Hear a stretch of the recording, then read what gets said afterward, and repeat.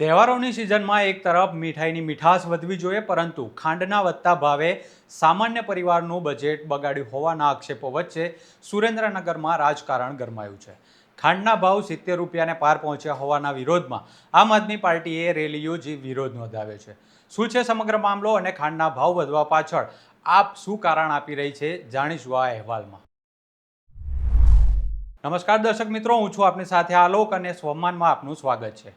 સુરેન્દ્રનગરમાં ખાંડના વધતા ભાવને લઈને આમ આદમી પાર્ટીના નેતાઓ અને કાર્યકરો દ્વારા વિરોધ પ્રદર્શન કરવામાં આવ્યું હતું. આપના કાર્યકરોએ રેલી યોજી બજારમાં વિરોધ નોંધાવ્યો હતો. આ દરમિયાન લોકોનું ધ્યાન ખેંચે તે રીતે પ્રસાદી સ્વરૂપે ખાંડનું વેચાણ કરવામાં આવ્યું અને સરકારની નીતિઓ સામે કટાક્ષ કરવામાં આવ્યો.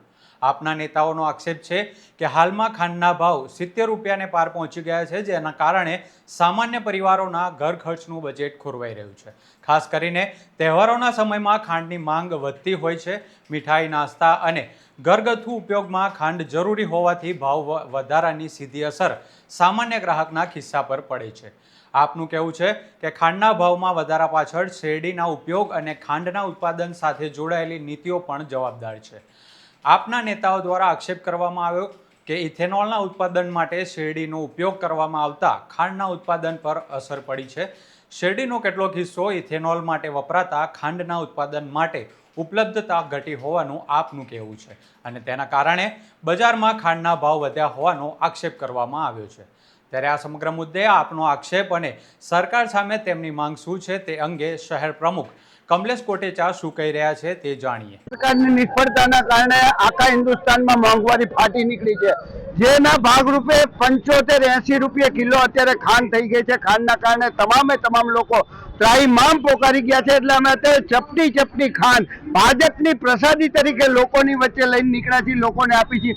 લોકો કહે છે કે કમલેશભાઈ, આમ આદમી પાર્ટી હવે પ્રમાણિક આમ આદમી પાર્ટી અને શિક્ષણને સમર્પિત આમ આદમી પાર્ટી તાકાતથી વિરોધ પક્ષમાં આવો. આ ભાજપથી અમે થાકી ગયા છીએ. અમે જ્યારે લોકો વચ્ચે આ મોંઘવારી બાબત કહી ત્યારે લોકોએ અભૂતપૂર્વ લાગણી, પ્રેમ અને સહકાર અમને આપ્યો છે અને આગામી સમયમાં આ ભાજપની તાનાશાહી સામે મક્કમતાથી લડી લેવા માટે અમને અપીલ કરી છે અને અમને સાથ આપવાની બાંહેધરી આપી છે. હવે વિરોધ દરમિયાન કરવામાં આવેલા અનોખા કાર્યક્રમની વાત કરીએ તો આપના નેતાઓએ બજારમાં ખાંડની પ્રસાદી વેચીને સરકારની નીતિ સામે વિરોધ નોંધાવ્યો હતો. આપ દ્વારા કટાક્ષ કરવામાં આવ્યો કે જો ખાંડના ભાવ આ જ રીતે વધતા રહેશે તો સામાન્ય માણસ ખાંડ પણ મોંઘી વસ્તુ બની જશે. આ વિરોધને લઈને આપના સંગઠન મંત્રી અજીત ખોરાણી શું કહી રહ્યા છે તે પણ જાણીએ.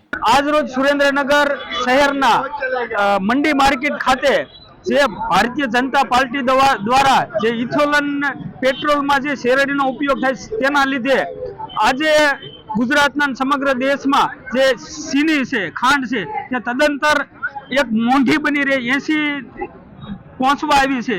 એટલા માટે આજે અમે સુરેન્દ્રનગર માર્કેટ ખાતે એક સપ્ટી લોકોને આપીને તેમનો વિરોધ દર્શાવ્યો છે. આ સાહિત્ય માધ્યમના મોંઘવારીના દિવસોમાં ખરેખર સામાન્ય માણસને ખાંડ ખરીદવી ખૂબ જ મુશ્કેલ પડી રહી છે. તેના અનુસંધાને સરકારને કહેવા માંગીએ છીએ કે ક્યાંક ને ક્યાંક તમે આવું સામાન્ય લોકો, ગરીબ લોકો સાથે આટલો એક સાથે ભાવ વધારીને આની મજાક ના બનાવો. તહેવારોના સમયમાં ખાંડના ભાવમાં વધારો થાય તો તેની અસર માત્ર ખાંડ ખરીદવા પૂરતી મર્યાદિત રહેતી નથી. મીઠાઈ, બેકરી પ્રોડક્ટ્સ અને અન્ય ખાદ્ય ચીજોના ભાવ પર પણ તેની અસર થવાની શક્યતા રહે છે. એટલે આપનો મુખ્ય સવાલ એ છે કે મોંઘવારીનો બોજો સામાન્ય માણસ પર જ કેમ? એક તરફ નાના અને મધ્યમ વર્ગના પરિવારો આવક અને ખર્ચ વચ્ચે સંતુલન સાધવા સંઘર્ષ કરી રહ્યા છે, ત્યારે ખાંડ જેવી રોજિંદા વપરાશની વસ્તુ મોંઘી થવાથી તેમના બજેટ પર વધુ દબાણ આવે છે. જોકે ઇથેનોલ માટે શેરડીના ઉપયોગને કારણે ખાંડના ભાવ વધ્યા હોવાનો દાવો આપ દ્વારા કરવામાં આવ્યો છે, ત્યારે આ દાવા અંગે સરકાર અને સંબંધિત તંત્રનો પક્ષ પણ મહત્વનો રહેશે. હાલ સુરેન્દ્રનગરમાં આપના આ વિરોધે ખાંડના ભાવ અને મોંઘવારીના મુદ્દાને ફરી ચર્ચામાં લાવી દીધો છે. તહેવારોમાં લોકોના ઘરમાં મીઠાશ વધવી જોઈએ, પરંતુ ખાંડના વધતા ભાવ જો સામાન્ય માણસના ખિસ્સાની કડવાશ વધારતા હોય તો સવાલ તો ઉઠવાના જ.